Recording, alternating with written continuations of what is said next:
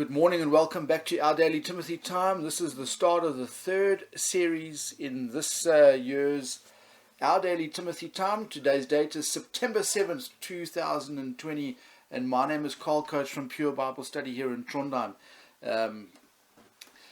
Well, it's quite exciting that we've actually got to a third series, and we're going to be running a Monday through Friday, whereas before we ran 7 days a week.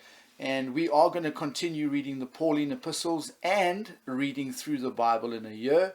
And we obviously each day are going to delve into a theme. The current theme I want to start off with is the Bible timeline. And we're going to spend quite some time covering the Bible timeline. And I hope, in fact, not hope, I know it will be beneficial to you.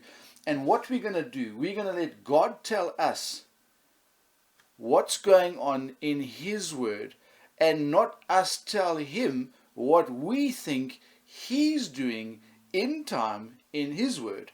So we're going to take a Bible believer's approach to the timeline given out in a progressive revelation throughout the Bible. So I think the idea is to help the listener that's new to rightly dividing the word of truth to get a grasp of what's actually going on in God's word, to break away from the heresy of covenant theology and systematic theology that's found out in the seminaries and preached from the pulpits. So let's start off with this. If you come with me to Ephesians chapter 2, verse 11, we're gonna have a look at something today to start off this Bible timeline. And again, you know, in the time we have each day, my goal is to inform the listener a basic Bible timeline. And I know we could put a lot of meat and potatoes to it. When I say meat and potatoes, we could proof text probably for the next 2 years, 3 years, going through the Bible timeline.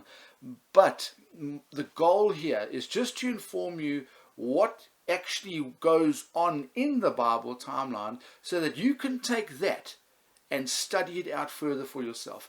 So let's just get into it. Ephesians chapter 2 verse 11, wherefore remember that ye being in time past Gentiles in the flesh, who are called uncircumcision by that which is called the circumcision in the flesh made by hands, that at that time ye were without Christ, being aliens from the commonwealth of Israel, and strangers from the covenants of promise, having no hope, and without God in the world.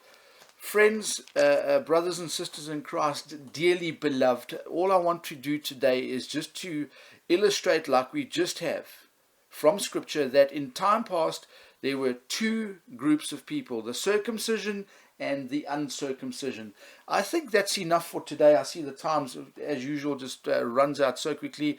Let's start today by letting Scripture tell us who the two different groups of people were in time past: the circumcision and the uncircumcision.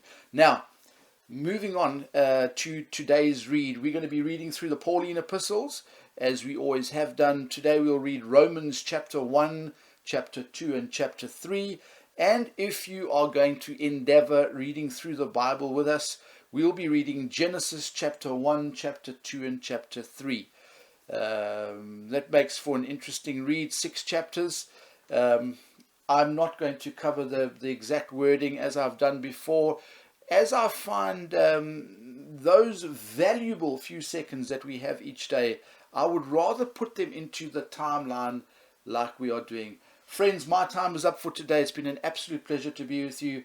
Until we meet again tomorrow, take care and Maranatha.